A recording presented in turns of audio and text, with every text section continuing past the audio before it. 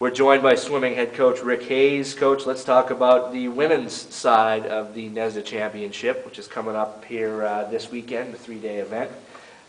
Coach, talk about your season thus far. A very different looking team with a lot of freshmen, sophomores, one junior, no seniors, so kind of a different outlook. I was really excited at the beginning of the year because there were a lot of new faces. The numbers were finally back up to sort of where I wanted to see them. And they all bought in very quickly. Obviously it's difficult with having so many young faces on the program. In years past we've had some seniors and juniors that have been able to sort of pass along the traditions and sort of be able to explain my expectations if there was ever a question. But the sophomores did a really good job of that right up front and really kind of said this is what coach expects and this is how we do it here. It was the dual meet season. We were definitely in some meets. We were close. There was a dogfight back and forth on a couple of them. We've had some injuries, some nagging injuries that have lasted throughout the year, but we sort of found our way and managed through those. It's definitely a rebuilding situation. We're not losing anybody, so that's awesome, and then we can bring in more depth, more talent on top of what we have. If we look at the team today in the water swimming, it's a completely different program and completely different team than what we had back in September, October. They've got the experience under their belt. They've really come along. We've got a lot of people that have career bests. I'm pretty sure everyone going to New England has had a career best at some point this year and are sitting with seeds for the New England meet at career best times. Can't ask for anything more as a coach than that. They've really come together. It's probably one of the closest women's teams we've had in a long time. In years past, just because of the numbers, they've had to be close. In this, with a larger team, it hasn't necessarily had to be close knit, but it is, and that's awesome. We definitely preach that we're here as a team, and then we try to take a team mentality in an individual aspect, in an individual sport like this. And we've grown. Our dual meet record is no indication of how tough this team is and how hard they swim. Every single time they're in the water, they're given their best effort. It's been a growing year, and I'm really looking forward to what happens this weekend and then sort of set that bar for next year. Now, how many qualifiers, A-Cut qualifiers, do you have from this group, and who are they? We have 5 A-Cut qualifiers. So they'll be swimming individually this weekend. We have Ali Krasko, Annie Fougere, Danielle Charette, Lauren Halverson, and Lauren Prue. We have two sophomores, 3 freshmen.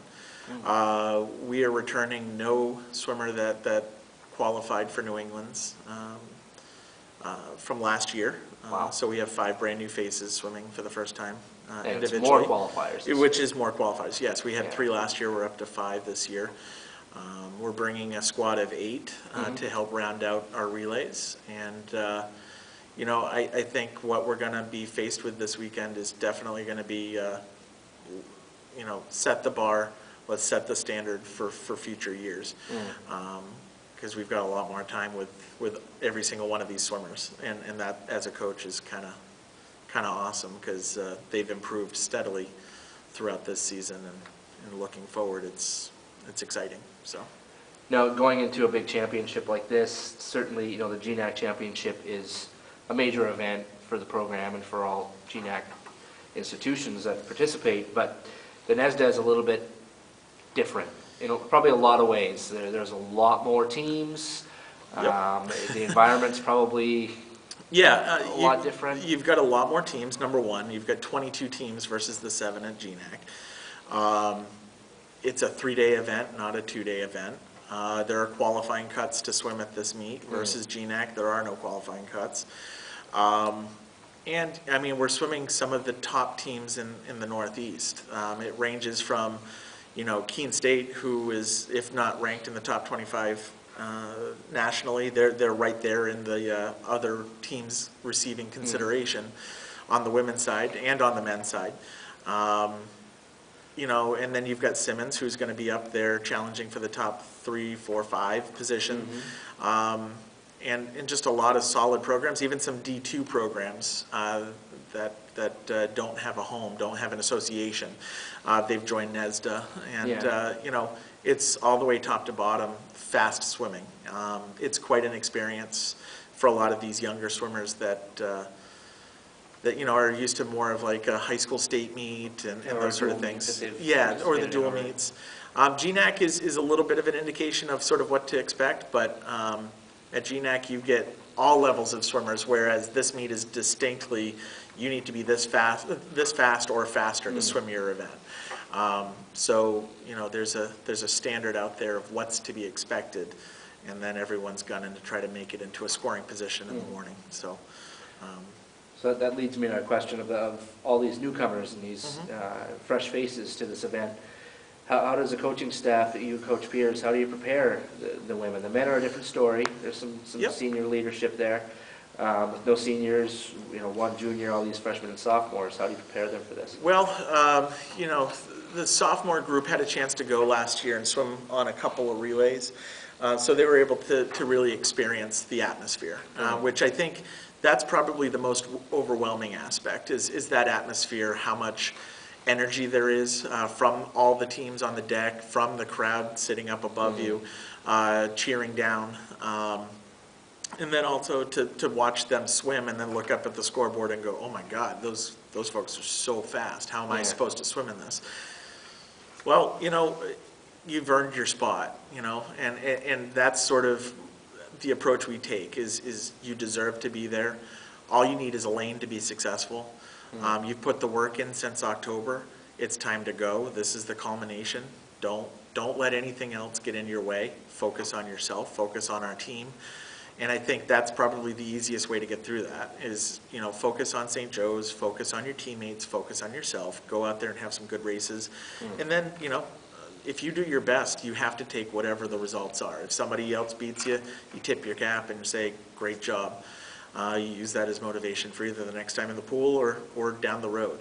But who knows? You may have an excellent race, everyone else has an off race, and all of a sudden you find yourself in scoring position you never thought you had a chance. You know, and as a coaching staff, it's just trying to keep them focused internally, not getting caught up too much on what's going on outside of the team. And then, you know, you said the men have some leadership. It's also kind of looking at the men's team as well and saying, guys, if you see anything, speak up. Don't worry about, you know, men versus women or anything like that. We are a program. We're going as a program. One program. 2 different teams, but we're going as one program. So we've even seen a few elements of that over the last couple of meets. So, you know, they're ready. I think they're focused. They're excited, which is always good. There's not a lot of tension. There's not a lot of nervousness. If anything, everybody's kind of... They're excited. They're ready they're ramped up. They're kind of ready to go. They wish it was Friday, I think. Now, for this weekend, to be successful for your women's program, what are some things that you will look for? At the end of the meet, I'm going to look back and say, well, we had 5 individuals swim, as well as, you know, our relays. I think they're going to do pretty well. You know, I'd love to say I'd be looking for a place. I guess we always look to quantify it that way, and I think, you know, if we can come anywhere close to where we've been in the last couple of years, then I'm going to think that's really good. And I'm going to think we were successful. But honestly, I'm going to look at them individually and say, did you swim well this weekend? Did you have best times? If you didn't have best times, was it a good race? You know, did you look solid? And you know, I'd like to try to quantify it that way as being a successful meet. Going into it, I don't always put it on times and scores and that sort of thing. It's more or less what can we find that we did successful at the end of the meet? And sometimes it's overflowing, and I know sometimes I've emailed you with results and just kind of, just a ton of accomplishments. And Which is always helpful, by the way. Yeah, you're welcome. But it's one of those deals, and how close were we to setting some program history? Yeah.